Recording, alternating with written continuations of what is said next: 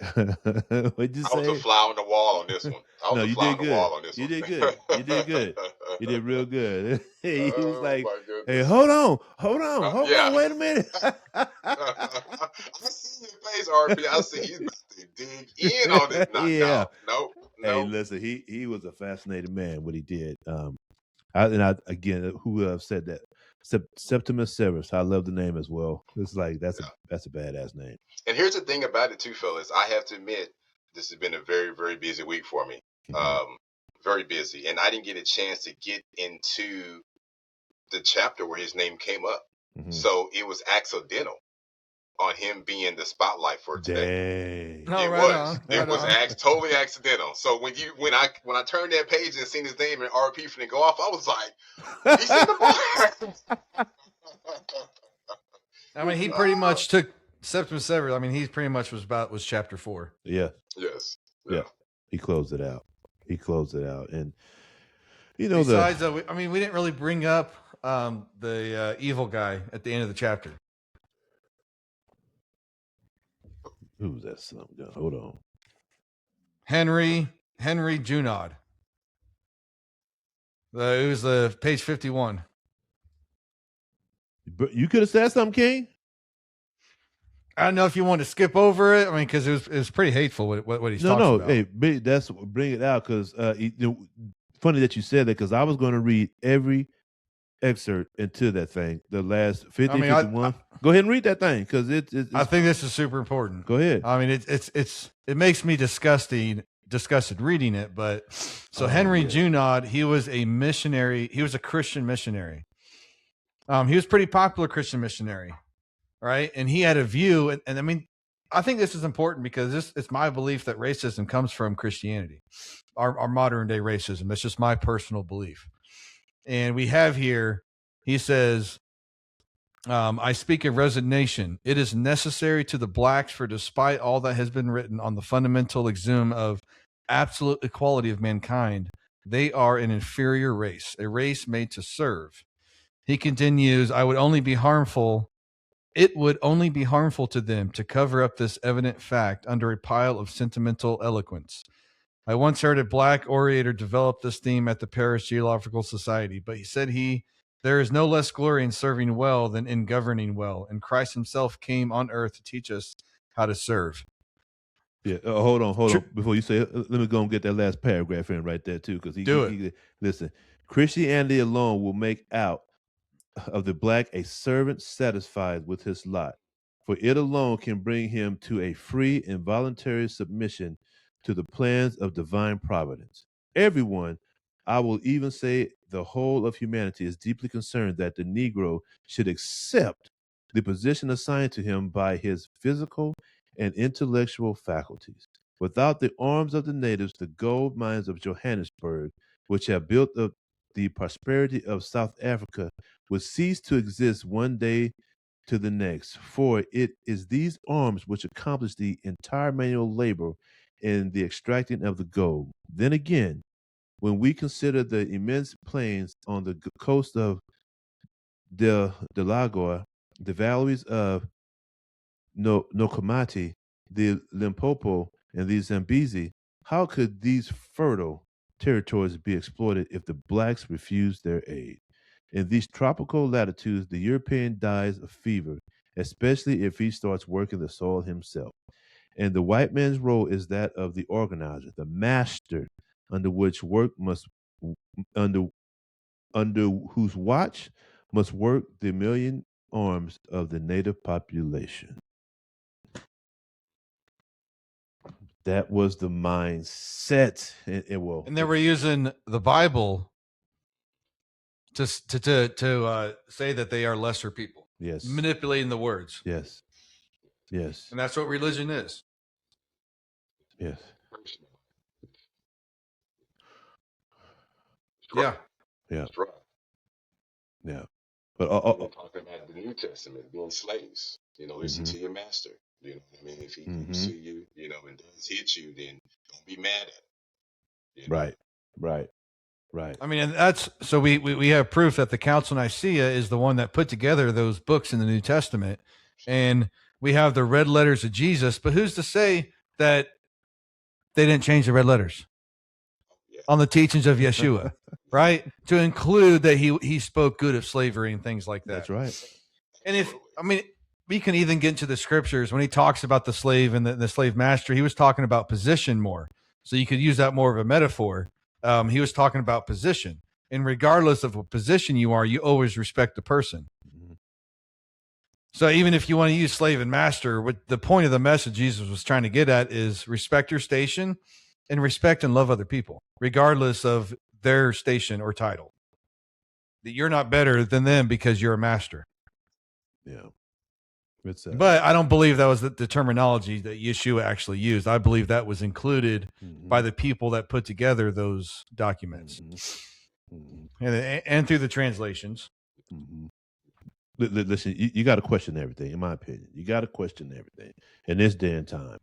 As we are finding now through these readings, again, what the meaning back then was completely different to what the meaning is now. And when we speak on Christianity and to everything that you just spoke on, I mean, it can't, in my opinion, it can't be disputed because we don't know. We were not at those councils. We don't know what actually took place. We just have, to go on. However, that's why it needs to be questioned. And I believe, it with the advent of the internet and things like that, that information to some degree is attainable.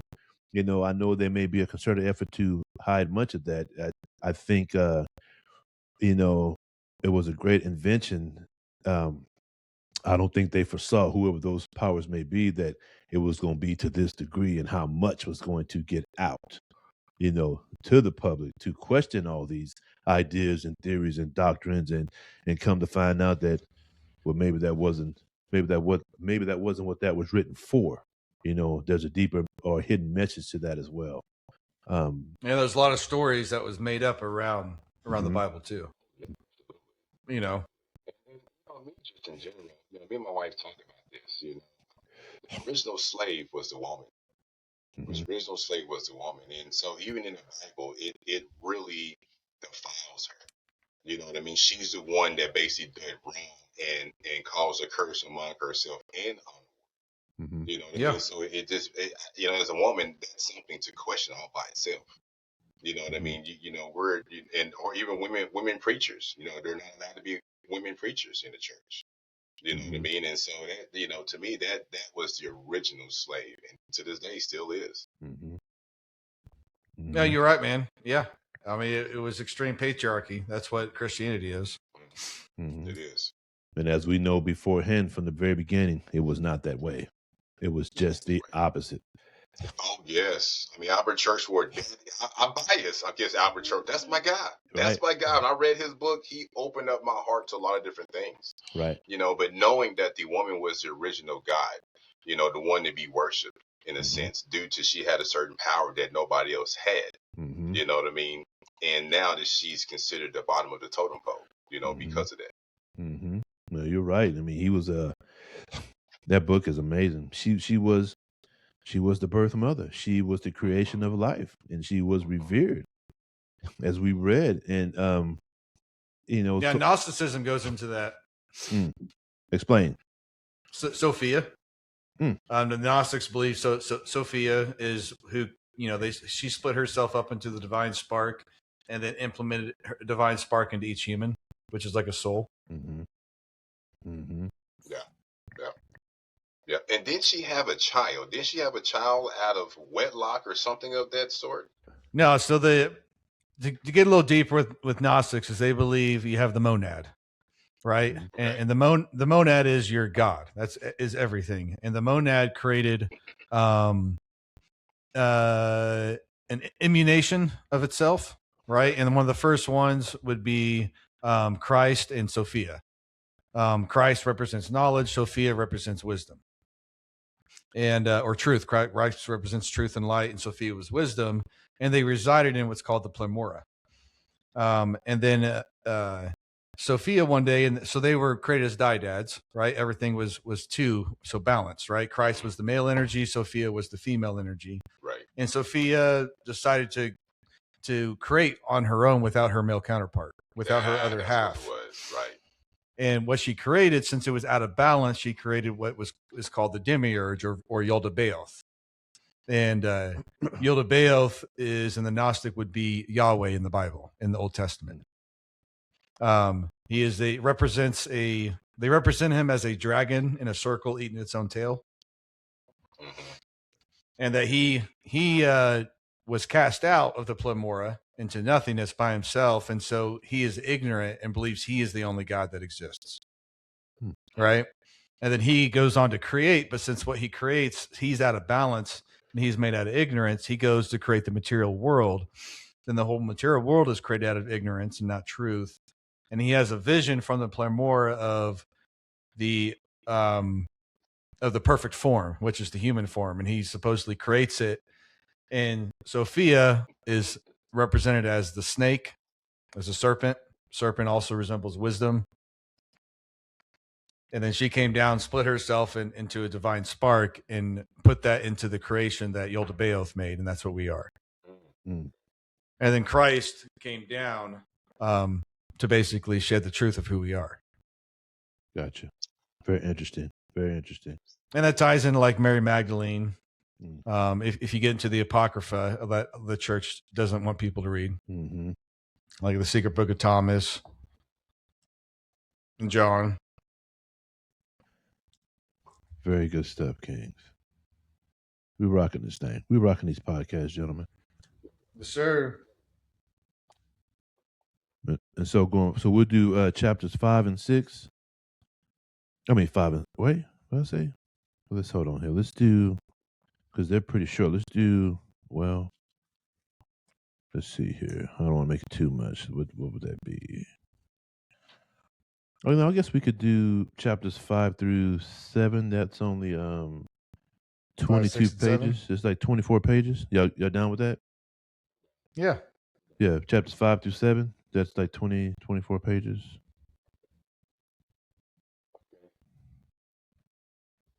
Let's see. More prepared this time, that's for sure. I know, Ken. I know you were getting it, man, and you did beautifully. You did beautifully. Let me run this by you guys. What Silence was golden. No, you did good, Kay. How do you guys feel about this being the next book? Story of the Moors in Spain. Let me write that down. The story of the Moors in Spain by Stanley Lane Poole.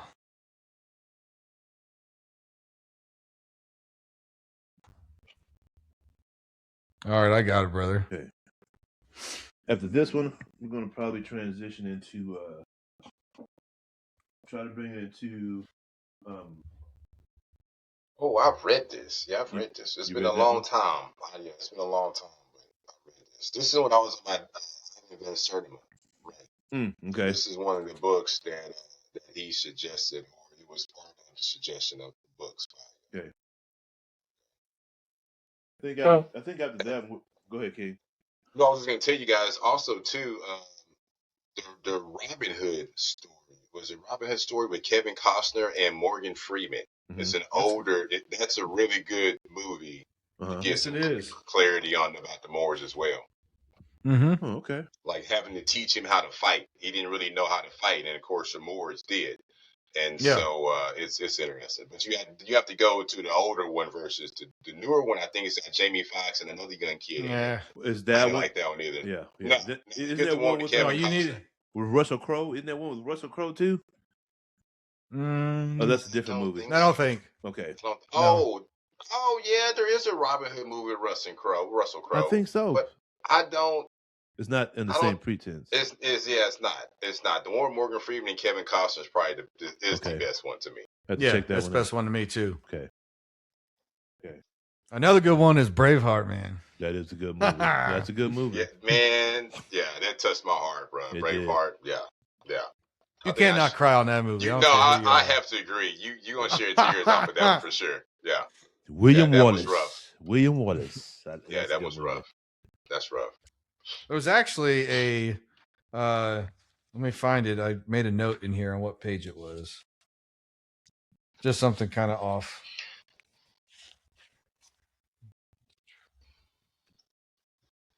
Make sure you get some rest today, King. Oh, I guess you guys be moving though. Yeah, no, I ain't got. There's no rest for these next 48 hours for sure. Yeah. Okay. Yeah, try to be out there as soon as you can. Yes. Yeah. I'm gonna look to put a good 8 hours in a day, get everything, loaded, and then get to the house and put another 6, get it unloaded. I got the truck until about 10. No, about 11 tomorrow. So, but yeah, and then we gotta drive to Texas after that. So it's yeah. Texas, what do you gotta do in Texas? Family graduating this coming weekend. Mm-hmm. Oh, I got you. Then I got to come back early because we I own a security company, and man, it's just a lot's going on out here, man. We had even the crowd is different. We're having more fights now. Like this ain't even the summer yet, and we're dealing with some fights. You know what I mean? To a point where we can no longer accept bags into the bar. We're patting people down using wands just because there's really? a change. Oh yes, oh yeah. Matter of fact, listen. Friday night, I get a video from the owner. There are people on top of the roof of the bar. I said, "How are we supposed to secure that?" He showed me a video. Somebody across the street, there's like 4 or 5 kids on top of the roof, and they're jumping through windows trying to get into this particular bar to party with their friends. Oh yes, yeah. I kicked at least 4 or 5 last night, just underage. Man, kids are wild, bruh. And look, man, I had a female about to throw down with me. A female about to throw down with me, and so the manager says, "Hey, so I have 5, 6 people running, the site. And I have 2 female security guards." He said, "What about all males?" I said, "You not see that female trying to attempt to fight me? When you're a female, in their mindset that a male can't touch them. You know what I mean? You can't do this, you can't do that. That's why I need female security officers as well. For the pat down and things like that. So it's, man, yeah, it's still a little hairy out there. Stay safe, King. Stay safe out there. Yes, sir. All right, Kings. Robert, you good, man, with your surgery? Yeah, man, I'm good. Look, they got. you're looking a little tired. You are. Oh well, my little one was up last night. She's going through some things right now as far as with this sleeping and getting up at 3:00 in the morning. So Mama's been going to sleep in the bed. So tonight I hobbled on out of that thing. We went and slept on the sofa in the living room. But they got this channel called the Haya channel. It's they mainly play a lot of it's dedicated to Chinese martial arts and whatnot. Okay.